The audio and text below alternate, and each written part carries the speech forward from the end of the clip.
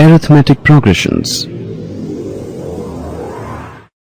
You can see a part of an auditorium. The first row has 25 seats. The second row has 7 more seats than the first row. The number of seats in each succeeding row increases by a fixed number 7. How many seats will be there in the 10th row? How many rows will the auditorium need so that the capacity is 1,110 people? This is an example of arithmetic progression. You will be able to solve this problem at the end of this module. Derivation of the nth term.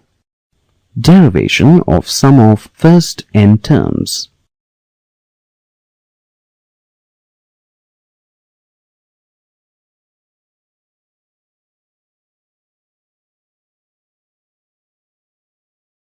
Let T1, T2, T3 and so on up to Tn be the terms of an arithmetic progression.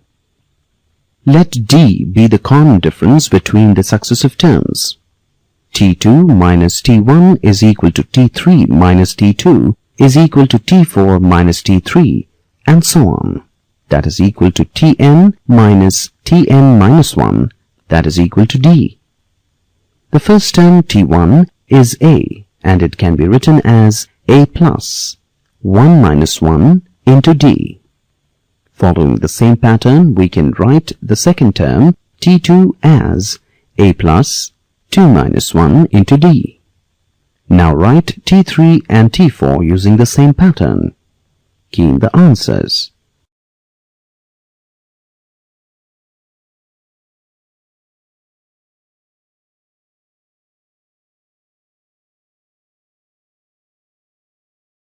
Following the same pattern, we get the nth term Tn is equal to the n minus 1th term, that is Tn minus 1 plus D, that is equal to A plus n minus 1 into D. The general form for the nth term of an arithmetic progression is Tn is equal to A plus n minus 1 into D. In the example of the auditorium, the number of seats in the first row, that is A is equal to 25. The common difference D is equal to 7. Find the number of seats in the 10th row. We use the formula for the nth term and substitute the known values. Key in the values.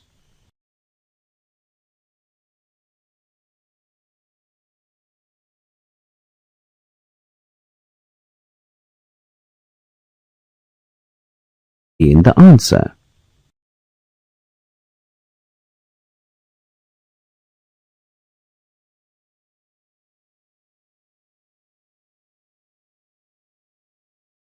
Find that there are 88 seats in the 10th row.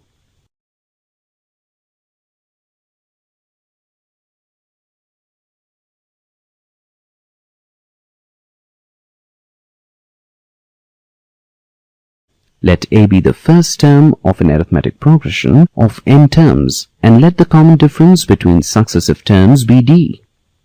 Write the terms of the arithmetic progression. Key in the values.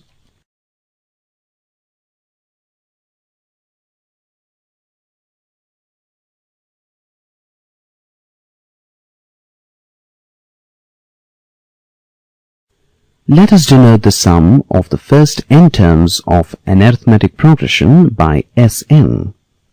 We get Sn is equal to A plus D plus A plus 2D plus A plus 3D and so on till A plus n minus 1 times D.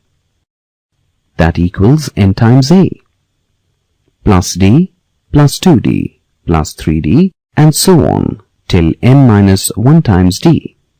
That is n times A plus sigma n minus 1 times D. We know that sigma n, that is the sum of the first n natural numbers, is equal to n into n plus 1 by 2. In the same way, sigma n minus 1, that is the sum of the first n minus 1 natural numbers, is equal to n minus 1 into n minus 1 plus 1 by 2.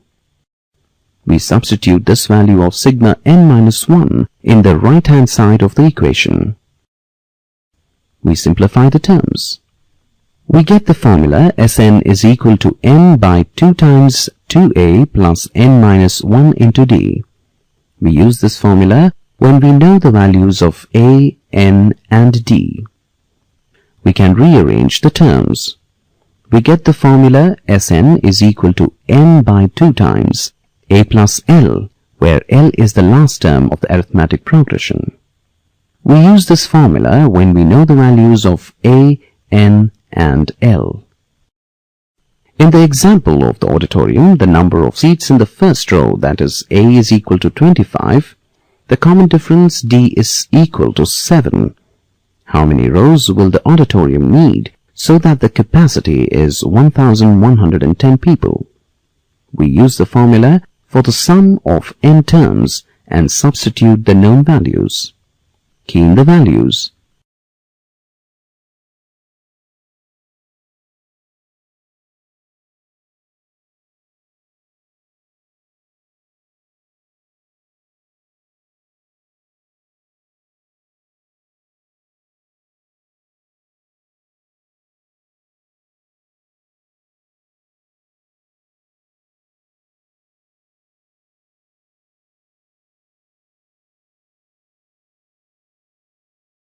We reject the negative value.